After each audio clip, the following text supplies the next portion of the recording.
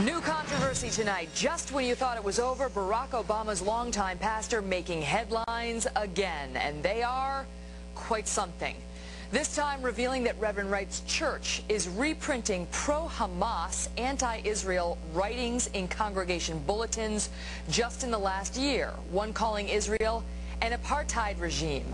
Obama speaking out, saying the church was wrong in printing the article. But how will this new bombshell affect Obama among Jewish voters? And by the way, there is much more. With me now, Fox News contributor Juan Williams and radio talk show host Reverend Jesse Lee Peterson. Good evening.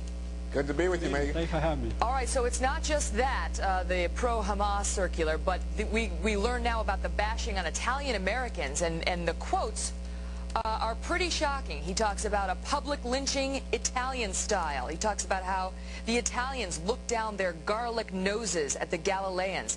He suggests Italians are enemies of Jesus. Juan, let me start with you. How do we get past this? Is this going to reignite this whole controversy?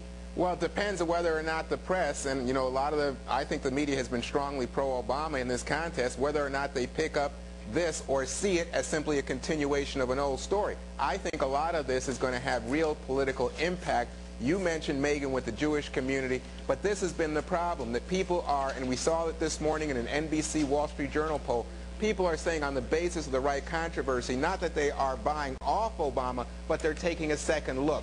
And they're having questions about who he really is. What does he stand for? Why was he in that church for 20 years? Why did he never raise an objection?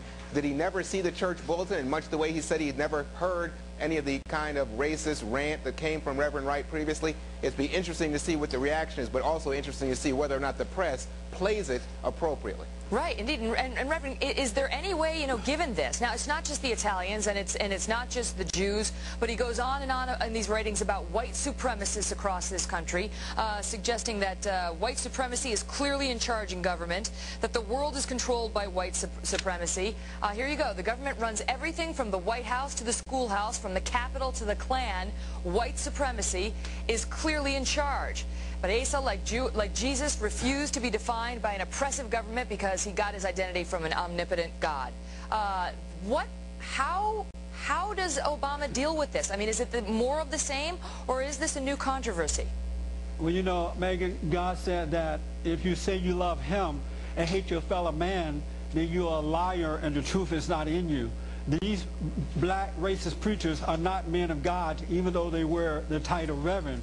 There's a theme going through the black community now, and that is Jesus was a black man, and so they're using this so-called black liberation theology in order to prove that Jesus was black instead of white. Reverend, is it plausible, given all these remarks, that Barack Obama did not know? You know, he says, I knew he made some controversial comments, but I never heard the most inflammatory ones.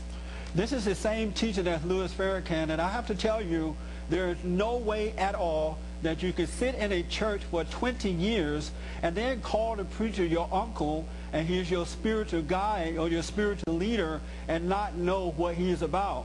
Barack is not being honest about that, and unless he denounced this man, disowned this man, we have to believe that he agrees with that, because again, if a white preacher was saying the same identical thing with the same emotions, we would not tolerate it. Barack Obama would disown him, he would leave the church and disown it. Juan, let me pick up on that Louis Farrakhan thing, because some of these writings that we're quoting from came out in this thing called Trumpet News Magazine, which Wright is the CEO of. His daughter publishes it, he writes in it monthly. The November-December issue profiled Louis Farrakhan after they just gave him a Lifetime Achievement Award, and Wright calls, and Wright is honoring Louis Farrakhan. The magazine seems to think that Louis Farrakhan is some sort of hero, even though this guy called Judaism a gutter religion and called Jews bloodsuckers.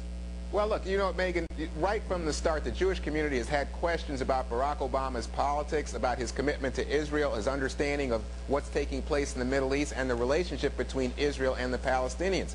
This has been going on the internet for some time. It's been a backroom argument and conversation in the Jewish community. The news today that you are bringing to us about the kind of statements that Reverend Wright has allowed into the Trumpet magazine in his own writings and from the church bulletin, I think it's going to force the Jewish community to come out and make a more prominent and public stand on Barack Obama. And that, of course, could have impact in terms of the general conversation about whether Barack Obama is electable, which plays into Hillary Clinton's hands. Because she wants to say to the superdelegates, he may have a few more delegates at the end of the day, he may have a few more votes, but if you want to beat John McCain, you cannot count on Barack Obama withstanding the attacks that are sure to come from Republicans once they get this kind of information in hand. But how about it, Reverend? Because these latest polls show that only, well, that 32% of the country think that he's already addressed this race issue, this Reverend Wright issue sufficiently, and they're ready to move on. So, you know, what's your response to it? You know, unfortunately, within the black community, from the age of 50 down, a lot of black young folks have been influenced with this type of teaching. You hear it in many of the black churches. You hear it in the universities around the country. It's being taught in the public school system. And so they are agreeing with that. So that's why when Barack Obama goes along with this preacher without disowning him, or Jeremiah Wright and Louis Farrakhan and others are teaching this, they don't denounce it because they agree with it. And for a long time, it's been undercover. Thank God that it's coming out now, because I've been talking about this for 18 years, and I've left many black churches because the preachers were teaching racism from the pulpit. It's interesting because the award given to Louis Farrakhan, the Lifetime Achievement, was called the Dr. Jeremiah A. Wright Jr. Trumpeter Award. That's that right. was given to the guy. You hear a lot of the leadership not denouncing that, but trying to excuse it. Yeah. They're going along with it, and there's no way that you could be of love and be of hate. And these black racist preachers are of hate, so there's no excuse for it. And we're going to have to leave it at that. Reverend, thanks so much for being here. Juan Williams, thanks to you, too.